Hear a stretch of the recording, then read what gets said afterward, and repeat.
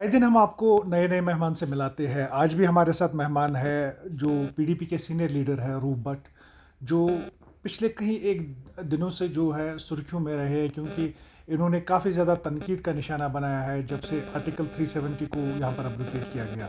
तो इनसे कुछ सवालात करेंगे, देखेंगे इनके व्यूज़ क्या होंगे उसके, और क्या ये जवाब देते हैं। रूप साहब, आपका बहुत बहुत खैर मकदम है। Thank you very much brother. तो ये सबसे पहले मैं जानना चाहूँगा, कहीं एक हफ्तों से हम पीडीपी और नेशनल कॉन्फ्रेंस के लीडरों को मिलने की कोशिश कर रहे हैं, लेकिन कोई लाइन अप नहीं हो रहा है। क्या पीडीपी और नेशनल कॉन्फ्रेंस डरते हैं सामने कैमरा के आने से? हर चीज़ का एक वक्त होता है कि कब कैमरा के सामने आना है, कब लोगों के सामने तजवीज़ें रखनी है।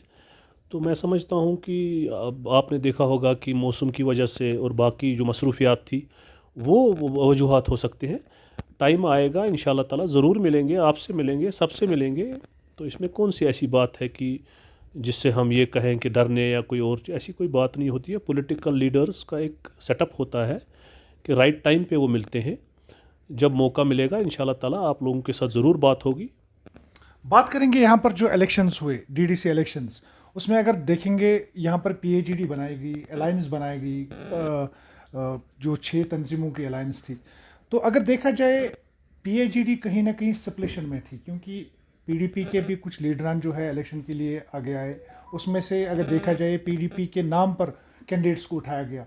तो आपको लगता है कि पीएजीडी में भी थोड़ा सा जो है कंट्राडिक्शन आपस में था, तालमेल नहीं था? देखिए, आप इसको नेगेटिव व्यू में क्यों देख रहे हैं? आपको पॉजिटिव व्यू में देखना चाहिए कि पीएजीडी जीत के आई है। तो फिर छोटे छोटे मसाइल होते रहते हैं, ऐसी कोई बात नहीं है कि छोटे छोटे मसाइल नहीं हुए। तो इंशाल्लाह ताला इन सब को जो है, इन सब चीज़ों पे जो है हमारी लीडरशिप देख रही है कि कहाँ पर खामियां रही, तो उन्हें दूर करने की ज़रूरत है। इंशाल्लाह ताला उन सब को दूर किया जाएगा।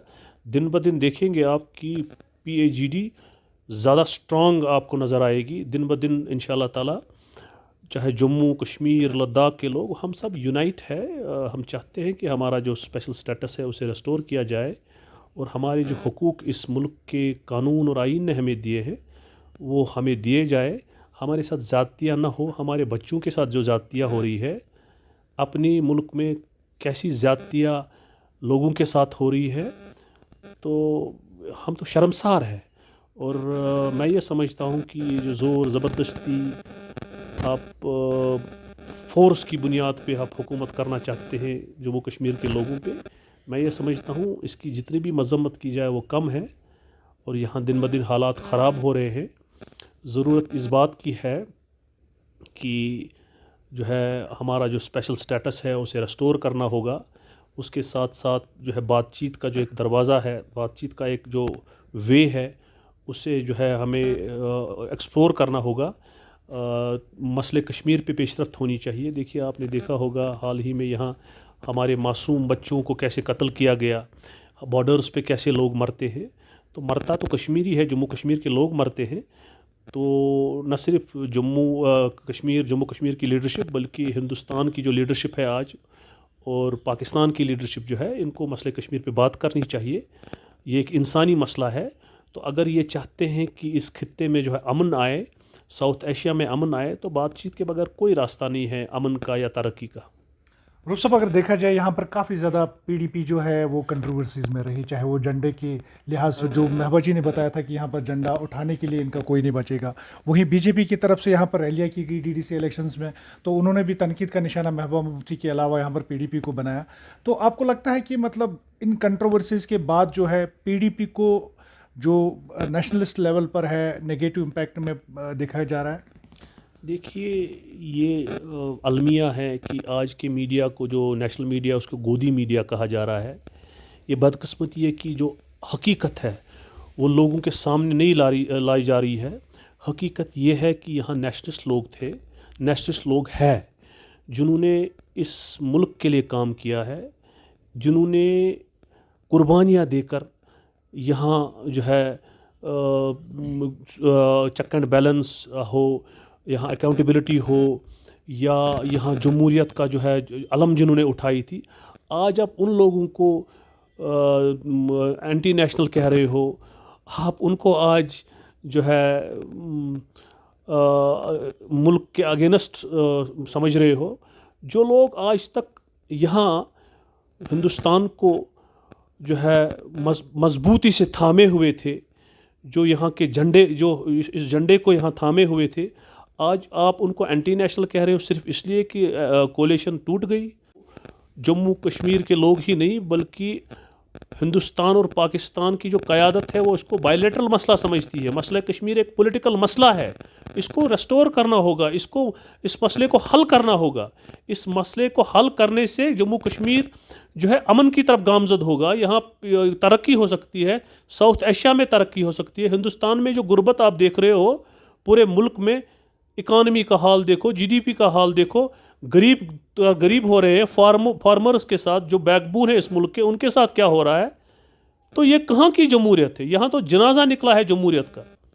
यहाँ तो जो भी बात करता है, चाहे वो प्रेस का नुमाइंदा हो, चाहे वो यहाँ का पॉलिटिशियन हो, जो भी हो, उसके साथ ज़्यादतियाँ हो रही है, उसको फेक केसेस में फंसाया जा रहा है, उसके साथ उन्हें जेलों में भेजा जा रहा है। तो ये कहाँ का इंसाफ है? ये कहाँ की जमहूरियत है? ये कब तक चलेगा? ये आप तो डेड एंड पे जम्मू कश्मीर के लोगों को ले रहे हो, जम्मू कश्मीर के हुकूक को आप पामाल कर रहे हो, हमारे शनाख्त को आप मिटाना चाहते हैं, आप हमारे बच्चों के हुकूक छीनना चाहते हैं। यहाँ पर आप देखिए, आप ज़मीन हड़पना चाहते हैं, आप हमारी नौकरियाँ हड़पना चाहते हैं। तो ये नहीं चलेगा। जम्मू कश्मीर के लोग इस चीज़ को नहीं मानते हैं। हम चाहते हैं कि हमारा स्पेशल स्टेटस रेस्टोर हो। रूफ साहब, अगर देखा जाए, आपने काफ़ी बातों का खुलासा यहाँ पर किया, लेकिन एक बात मैं आपको बताना चाहता हूँ कि यहाँ पर आपको दूसरे नामों से भी बुलाया जाता है, जैसे गुपकार गैंग आपको नाम दिया गया।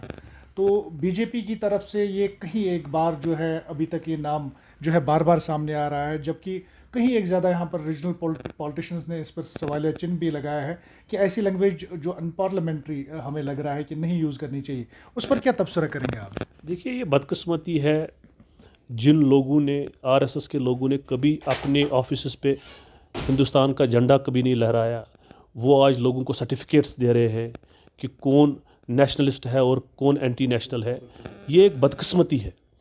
और उसके साथ साथ आपने देखा कि जो PAGD है उसको लोगों ने वोट दिया, एतमाद दिया। ये एक अलायंस है, मेन स्ट्रीम पॉलिटिकल पार्टीज़ की अलायंस। ये इस मुल्क की बदकिस्मती है कि आप उन लोगों को जो रियल रिप्रेजेंटेटिव है लोगों के, उनको आप गैंग के नाम से पुकारते हैं। This is very unfortunate. और जहाँ तक ताल्लुक़ है PAGD का, PAGD जो है वो लोगों के एहसासात, जज्बात की तर्जुमानी करती है। जो आपने हाल ही में देखा, लोग उनकी आवाज़ पे जोक दर जोक निकले, जबकि BJP का और उसके जो यहाँ हामी है, B टीम्स है, उनका ये था कि यहाँ पर जो चोर दरवाजे से वो सारी सीटें जीत जाए, यहाँ जो है बाइकाट हो। उनके किए पे पानी फिरा तो लोगों ने उनको रिजेक्ट किया। लोग ये चाहते हैं, पीस से जीना चाहते हैं, विद ऑनर एंड डिग्निटी। लोग यहाँ अमन चाहते हैं, मगर वो अपना जो है वो सफ़ेद झंडा नहीं चाहते हैं कि हम सफ़ेद झंडा लहराएं। हम इज़्ज़त से जीना चाहते हैं। जो हमारे हुकूक है, इस मुल्क के आईन और कानून ने हमें दी है, वो इन्हें देना होगा। वो हम पे ज़ोर ज़बरदस्ती, हमारे हुकूक को जो शब खून मारा जा रहा है, यहाँ के पॉलिटिशियंस को जो बेइज्जत किया जा रहा है, उनको जो है केसेस में फंसाया जा रहा है, ये जो है मुझे लगता है इससे जो बर्बादी होगी, जो आप देख रहे हो। तो अगर इनको पीपल टू पीपल कंटैक्ट करना होगा, फिर यहाँ पॉलिटिकल प्रोसेस रेस्टोर करना होगा, यहाँ जमहूरियत को बहाल करना होगा, तब जाके यहाँ पीस आ सकता है। और मैं ये समझता हूँ जो मुफ्ती साहब का विज़न, जो उसकी सोच है कि मसले कश्मीर जो है पॉलिटिकली हल होना चाहिए, मैं समझता हूँ कि उसे अमलानी की ज़रूरत है। यहाँ खित्ते में अमन आ सकता है। यहाँ स्टेट्समैनशिप का मुजाहरा करना चाहिए। जो हमारी मरकज़ी सरकार है, उन्हें यहाँ के लोगों से बातचीत करनी चाहिए। जहाँ जितने भी लोग बंद है, चाहे यहाँ के जेलों में है, बाहर के जेलों में है, उन्हें छोड़ देना चाहिए। एक माहौल बना के मसले कश्मीर पे जो है पेशरफ्त होनी चाहिए। इस मुल्क में जो है दायमी अमन हो सकता है। रूप साहब, अगर देखा जाए यहाँ पर बहुत सारे ऐसे लीडर्स जो आपकी अलायंस में भी आज है, उन्होंने काफ़ी ज़्यादा तनकीद का निशाना बनाया पीडीपी को। इससे पहले भी बताया कि इन्होंने यहाँ पर बीजेपी को लाया, इनके साथ में उनकी अलायंस हुई। तो लोगों को अगर आपको समझाना होगा तो कैसे समझाएंगे? देखिए, अगर मुफ्ती साहब को पावर चाहिए था, फिर नेशनल कॉन्फ्रेंस भी और बाकी कांग्रेस भी उस टाइम पावर देने के लिए मुफ्ती साहब को तैयार थी। मुफ्ती साहब तब भी चीफ मिनिस्टर बनते। मुफ्ती साहब का विजन और सोच ये थी कि मसले कश्मीर पे कोई पेशरफ्त हो, इस मुसीबत से मैं अपने लोगों को निकालूं। तो उनकी ये सोच थी कि पूरे हिंदुस्तान में इनको मैंडेट मिला था बीजेपी को, शायद ये इस मुल्क के लिए अच्छा कुछ करने वाले हैं, इस मुल्क को गरीबी के दलदल से निकालने के लिए इनके पास एक रोड मैप होगा। तो उन्होंने भी कोशिश की कि मशरक़ कश्मीर पे जो है पेशरफ्त हो। आपने देखा होगा कि जब इनको जम्मू में मैंडेट मिला, उसके बाद जो है एक जब अलायंस हुई, कॉमन मिनिमम एजेंडा बना, उसमें जो है बातचीत का सबसे सारी फहरिस्त थी कि पाकिस्तान से बातचीत हो, यहाँ जो है हुर्रियत कॉन्फ्रेंस से बातचीत हो, जितने भी रोड्स है वो खुल जाएँ, उसके साथ साथ तिजारत हो, तो उसके साथ साथ जो हमारे पावर प्रोजेक्ट्स है वो हमें वापस मिले। और हमारी कोशिश थी कि जो सेल्फ़ रूल का नारा दिया था मुफ्ती साहब ने कि वो शर्मिंदे ताबीर हो। और वही वजह है कि आपने देखा होगा कि कुछ अरसे के बाद ही बीजेपी ने अलायंस तोड़ी। उनको लगा कि इन्होंने हमें जो नकेल कसी है वो कुछ नहीं कर पा रहे थे यहाँ पर। उसके बाद जब उन्होंने अलायंस को तोड़ा, अलायंस को तोड़ने के बाद जो भी हुआ 5 अगस्त के बाद, पिछले साल 5 अगस्त के बाद, वो सबके सामने हैं। किस तरह गैर पार्लिमानी, गैर जमहूरी तरीके से हमारे हुकूकों को शबखून मारा गया, चाहे वो 35A हो, 370 हो। उसके बाद कितने काले कानून लाए गए, किस तरह लोगों को सताया गया। 1 साल से ज़्यादा लोग घरों में महसूर रखे गए, जानवरों का सलूक हमसे किया गया। तो और इसकी जो है, लोग तो जिम्मेदार आप ही को मानते हैं बीजेपी को यहाँ के लाने के लिए। आज अगर 3 सीटें मिली है उनको, तो ये just because of you, because you are alliance partner of the BJP some years ago, some months ago. तो आप नहीं, मैं ये मानने के लिए तैयार नहीं हूँ। बस असल में नहीं, असल में जम्मू में जो है, जम्मू में इनको 30 सीटें मिली थी, पूरे मुल्क में इनको एक मैंडेट मिला था। तो इसके बगैर ये मुमकिन नहीं था कि अगर मसले कश्मीर का हल होता, मसले कश्मीर पे कोई पेशरफ्त होती, तो इनके पास एक मैंडेट था, इनके पास एक पावर था। जैसे माजी में हमारे पास मिसाल मिलती है कि जब वाजपेयी जी की सरकार थी तो मसले कश्मीर पे पेशरफ्त हुई, रास्ते खुले, बातचीत हुई, आर पार तिजारत हुई। तो हमारी लीडरशिप ने ये समझा कि शायद मोदी सरकार जो है वो भी इस गरीबी की दलदल से इस मुल्क को निकालना चाहती है। जितने भी हमारे नेबर्स के साथ मसले हैं वो बातचीत के ज़रिए हल होंगे। पर बदकिस्मती ऐसा था कि ऐसा कुछ नहीं था। यहाँ मुल्क में पोलराइजेशन हुई, यहाँ हिंदू मुस्लिम की लड़ाई हुई, यहाँ आपने देखा, यहाँ ये उसके बाद जब तक ये हुकूमत में थे तो हमने इनको नकेल कसी थी, तब तक इन्होंने कुछ यहाँ कर नहीं पाए। तो ये इससे पहले भी करते, अगर हमारी कोalition नहीं होती। तो 5 अगस्त के बाद इन्होंने गैर जमहूरी तरीके से क्या क्या यहाँ इन्होंने किया वो तो सबके सामने है। वो कोई जमहूरी तरीका नहीं था, वो सब कुछ गैर आईनी था। और उसके साथ साथ बीजेपी ने कितनी अजियतें पीडीपी को दी, पीडीपी को तोड़ने की साजिशें हुई, पीडीपी की जो लीडरशिप है उनको धमकाया गया, उनको जेलों में रखा गया, उनको टॉर्चर्ड किया गया। और ये तो बजाति खुद इस चीज़ का प्रूव है कि जो लोगों की तर्जुमानी अगर कोई तंजीम करती है वो पीडीपी करती है। और वही वजह है कि सबसे ज़्यादा उस पर हमले हुए 5 अगस्त के बाद उनकी लीडरशिप पे, वो जो है उनको ज़ोर ज़बरदस्ती की बुनियाद पे पार्टी छोड़ने को कहा गया। और उसके साथ साथ जो पार्टी में रहे उनको जेलों में डाला गया, उन पे केसेस थोपे गए। तो ये तो बज़ाहिर इस चीज़ का बज़ाहिर खुद जवाब है कि हमारा जो एजेंडा है, मुफ्ती साहब का जो एजेंडा है कि जो हम जो है ब्रिज का काम करना चाहते हैं। कश्मीर एक वो जगह है जहाँ से पूरी दुनिया में बिजनेस हो सकता है। हम चाहते हैं कि पूरे दुनिया में अमन हो, और अमन जो है बातचीत के ज़रिए हो सकता है।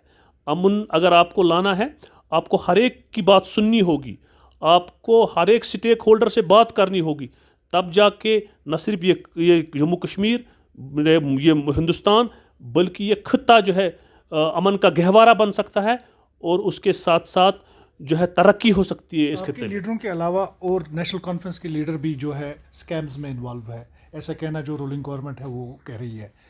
जैसे वहीद रहमान पर रहा है, फारूक अब्दुल्ला के ऊपर भी ऐसे इल्ज़ामात हैं। तो ऐसे सब स्कैमों को आप कैसे देखते हैं? देखिए, जब आप फारूक साहब की बात करते हैं या किसी और लीडर साहिबान की बात करते हैं, ये तो एक आई ओपनर है आम जम्मू कश्मीर के लोग के लिए। जितना फारूक साहब पेट्रोटिज़म जितना फारूक साहब में है, जितना इस मुल्क के लिए फारूक साहब ने किया है या यहाँ के मेन स्ट्रीम पोलिटिकल लीडर्स ने किया है, उसके बाद उनको ये रिवार्ड मिल रहा है। ये आई ओपनर बाकी लोगों के लिए है। कौन सा करप्शन, क्या करप्शन?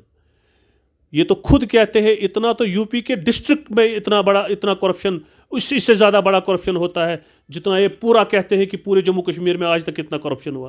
ये तो फेक है। आज से पहले ऐसा क्यों नहीं हुआ? आज ही क्यों हुआ? ये इसलिए है कि ये बेसिकली डिवाइड एंड रूल करना चाहते हैं। ये हमें एक दूसरे से दूर करना चाहते हैं। जैसे आपने देखा होगा कि गांव और शहर की बात करते हैं, ये गुजर और कश्मीरी की बात करते हैं, ये उर्दू स्पीकिंग और कश्मीरी की बात करते हैं। बेसिकली ये जो है ये एक हिंदू एग्रेशन है। ये हमें जो है तोड़ना चाहते हैं। ये हमारी जो यहाँ डेमोग्राफी है इसको चेंज करना चाहते हैं। ये मुस्लिम मेजॉरिटी स्टेट को माइनॉरिटी स्टेट में तब्दील कराना चाहते हैं। ये उसके सारे हिस्से हैं और कुछ भी नहीं है। हम सब इस चीज़ को समझते हैं।